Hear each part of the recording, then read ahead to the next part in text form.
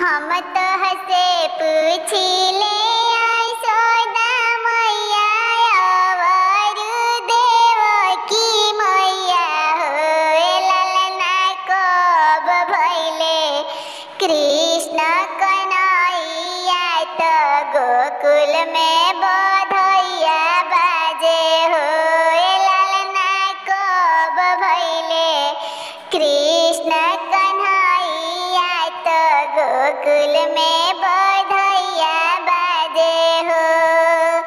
हम तो से पूछिले यशोदा मैया और देवकी मैया हो ललना कब भइले कृष्ण कन्हैया तो गोकुल में बधैया बाजे हो।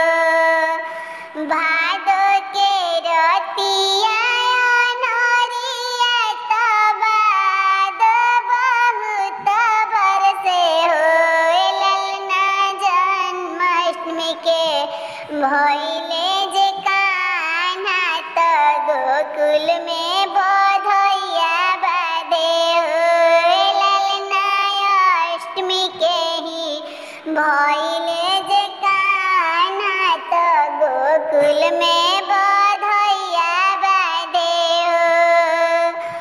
एक ओरिया नाचेली यशोदा मैया एक ओरिया नंद बाबा हो।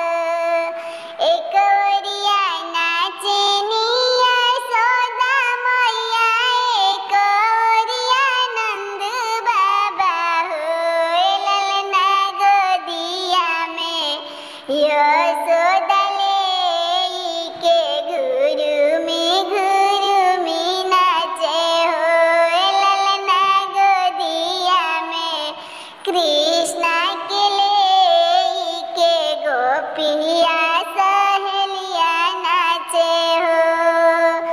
हम तो से पूछिले यशोदा मैया और देवकी मैया हो ललना कब भइले कृष्ण कन्हैया तो गोकुल में